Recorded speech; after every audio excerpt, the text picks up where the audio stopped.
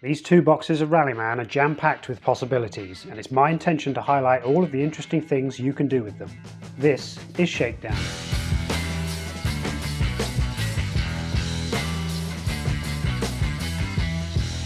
In today's Shakedown, we try to bring a bit more life to a rally stage with the introduction of a rule or two, or 20, but probably closer to 2.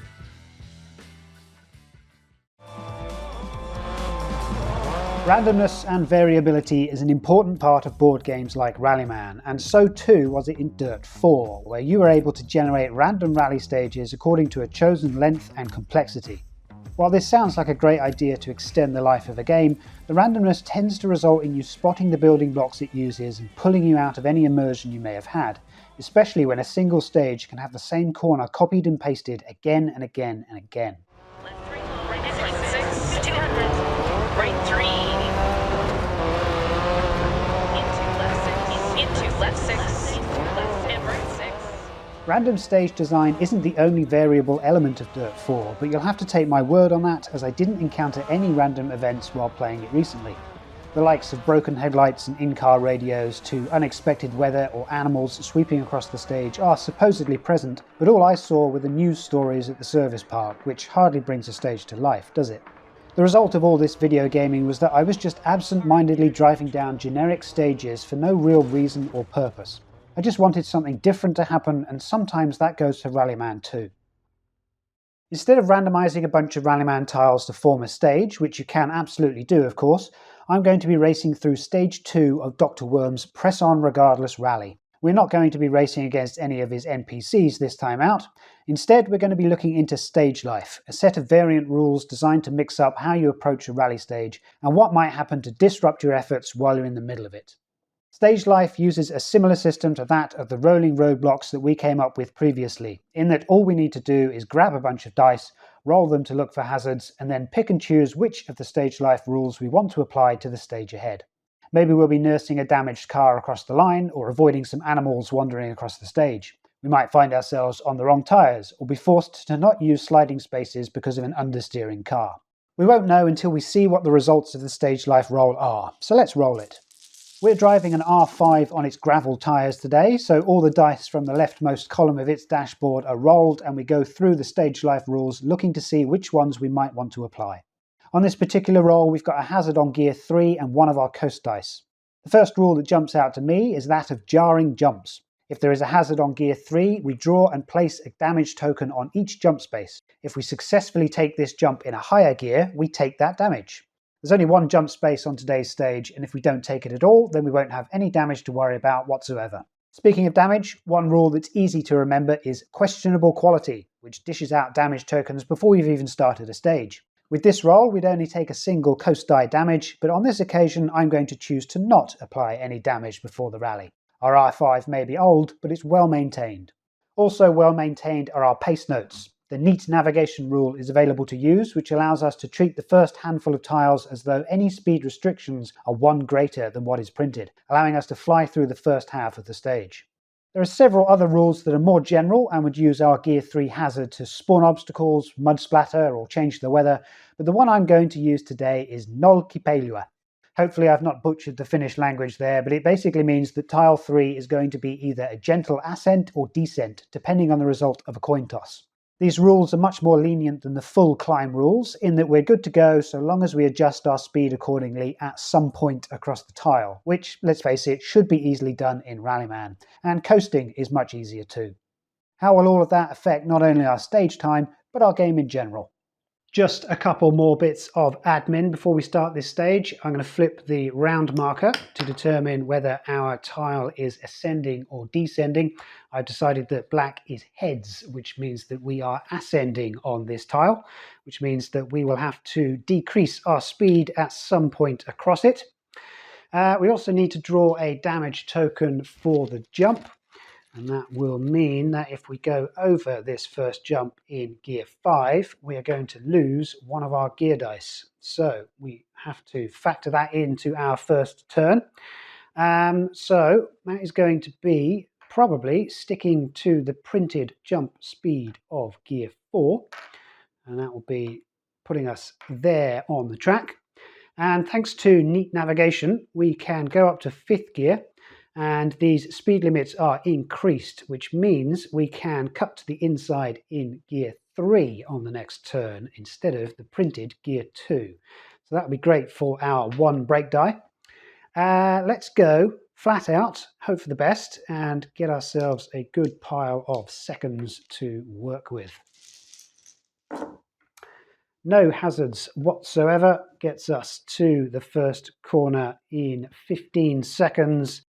Next round then, and we are going to break down to 3rd gear on the inside, thanks to neat navigation. And knowing that we have to descend at some point on the next tile, I think I'm just going to have a short run into 5th gear. Now, that will affect our time somewhat. We'll get some seconds back for going flat out, but it will give us an easier time to descend through the small hill that we have encountered on tile 3. Just the 1 hazard on gear 5, but that is nothing to worry about as we get 3 seconds back and a 5th gear finish.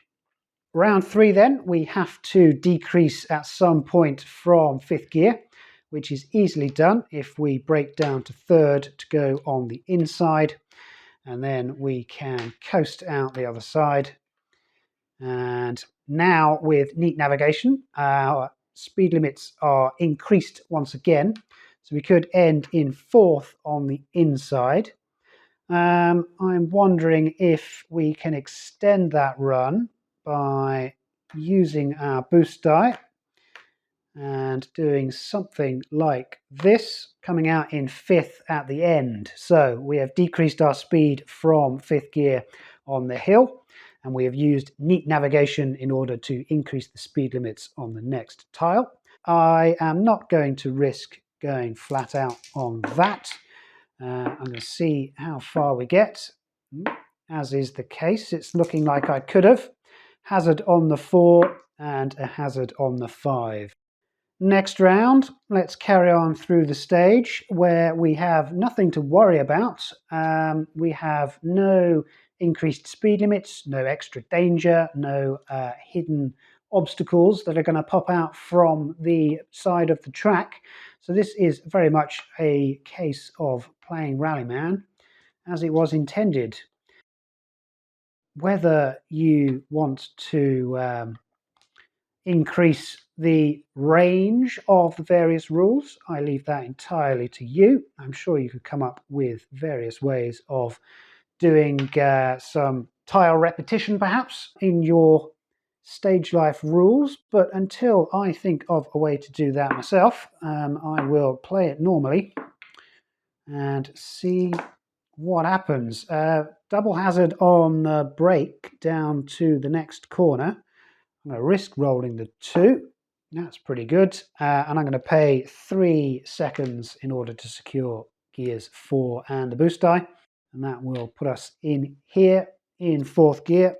Next round then, we're going to break down to 2nd to go through the shortcut. I think I'm actually going to go down to 1st in order to coast out the other side.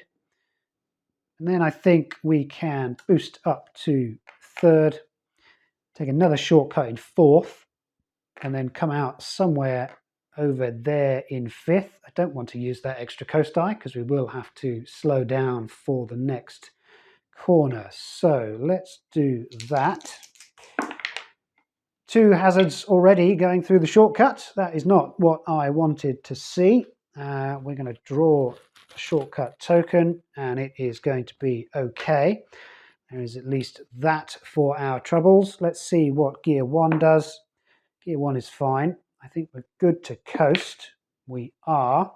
Do I risk boosting into 3rd?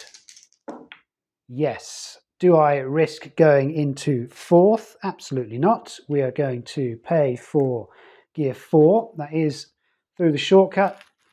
Let's pick another shortcut token. That is okay as well. So not good for our time, spending all these seconds, but it is good for our safety. We do have enough time to secure 5th gear in that final space, so we will do that. We will put ourselves here, ready for the next turn. We need to navigate a gear 2 corner, so let us break down to third, drop to second, coast on through, and then boost up to fourth, and finally into fifth. Now, I'm going to have to go one by one to see how far we get. I would have liked to have gone flat out. 2 hazards on 4 and 5, not enough to lose control. We just have to roll a couple of coast die and a gear 5 to get over the finish line. And we have done so. We get 3 seconds back for that flat out roll. And it's time to work out how long we took. We could have done much better out there than we did, and I'm sure you've seen something that I should have done instead of whatever it is that I did do. But in any case, your time to beat on this stage is 1 minute and 44 seconds. You could go about that in many different ways, but why not roll the stage life dice once more and see how a different set of rules challenges you? Let's say you rolled this alarming amount of hazards. What does your game look like now? Well, it could look something like this. An animal is roaming in the middle of the stage, our engine is on its way out, we're on the wrong tyres, and the weather is changeable. Sounds like we might be limping home. This is not looking like a good stage anymore. We are randomly on the R5 Classic asphalt tyres, which means we have no brake, no boost, and we're using the leader dice instead. The weather so far is good, so we are not going to have to worry about that this turn, but we will have to worry about whether to go flat out or not on these 6 dice. I don't want to end in 5th gear because we've got no brakes to go into the next corner. So this is quite the risk as we go flat out on turn 1. Just the 1 hazard on gear 4. I am very thankful for that as we go into round 2. And the weather has started to change. We have mixed surface conditions, which means that we cannot use one of our coast dice this turn. And that is quite the problem because I was hoping to use both of them in order to get through the outside of the first corner. So I may have to do something a little different on this turn. Otherwise, I'm stuck here in 3rd gear. So I think we should probably come down through the gears. That's going to be disastrous for our time, but will allow us to get a little further down the track. Let's see what happens. Let's go flat out on those. That's another 4 seconds back at least. We're probably not going to finish this stage in a quick time, so the next goal is to finish it.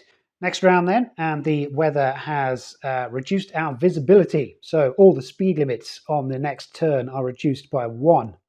Luckily, we start the turn in 1st gear, so this first corner is speed limit of 2 now. So is the next corner, but we don't know what the weather is like on the next turn, so we're not necessarily going to finish in the right gear unless we hope for the best. If we go 1, 2, 3, 4, if there's another -1, then we can go on the outside in 3, which is fine.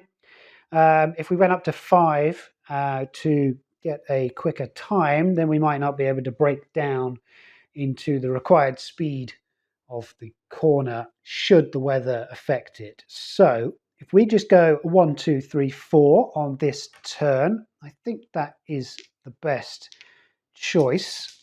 2 hazards as we slowly make our way around the track. As we go into the next round, the weather is okay, so we have avoided the worst of things to come. We're in 4th gear then. We can drop to 3rd to go on the inside, but we would have to pass the animals in 2nd gear. So we're going to have to do a turn like that. That will be another 4 seconds if we can manage it. Another 2 hazards. We've only just done it. Absolutely disastrous for our time. Hopefully we can make it through the rest of the stage. The weather in this turn is okay, and it will be okay for the rest of the stage. Let's see, we can drop to first gear in order to coast towards the corner, into second gear, and then out in third gear. And then we will have to start using shortcuts, I think. So we've been doing quite well on flat out rolls. Now is the turn where that comes undone. No, another 2 hazards, not enough to lose control as we finish in third gear. The weather no longer affects us, but our engine has decided that it's not going to cooperate. We have -3 coast dice on this tile, -1 on the next, so we might be able to get there and use 1 coast die. That will be the last coast die for the run. So let's drop into second gear through the shortcut, and then we can emerge in third gear, and that will be the best that we can do. We can't make use of the drift spaces really because we've got no coast die. We can't get up to fourth because we've got no room to slow down for the next hairpin. So we are only going to roll 2 dice as we go through the shortcut. We get 2 hazards, as is quite typical of these turns. Next round then, we have to make use of our one and only coast die. We are not able to use any more for the rest of the stage. We're going to also make use of another shortcut in order to get us all the way up to 5th gear. We haven't done so at all in this stage. I think we'll have some slow progress through the next part. Let's see how far we get. The 2 and the coast are good. The 3 is good. The 4 through the shortcut is a hazard. And the 5 is good. Next round then, we are going to have to use the sliding spaces to descend through the gears. And thanks to our failing engine, we are not going to be able to make it around this corner. We're going to roll those dice flat out, hope for the best, as we get a flawless set of dice for once, but we end in second gear. Our time is looking worse and worse as we go through the stage. Let's quickly get past this problematic corner as we go up through the gears to end in 5th gear once again. That would be nice. I'm going to go one by one in order to secure that, although once again I could have gone flat out. And then we get to roll gears 4 and 5 flat out over the finish line for another 2 seconds, another 5th gear finish to what has been an appalling run through the stage. Well, that was tricky. Again, I bet there are some smarter moves that I could have done instead, but I did make it to the end of the stage in one piece in 4 minutes and 5 seconds, though I could just about do a sub 4 if I were using the classic time cards to match our classic dashboard. Hopefully all of this shows off just how varied your rallying can be, and even more so with the 26 rule variants in Stage Life. There's plenty of things that can happen to you out on stage. They're really designed to give your solo gaming an extra challenge or two so that you can embrace the story of rallying, as opposed to just going through the motions to set a stage time. I'm more likely to remember how I got to the finish line more than how quickly, that's for sure. If this is something you like the sound of, do check it out. Expand it with whatever new rules you can think of, modify it however you see fit, just have some fun with it and the toolbox of possibilities that is Rallyman.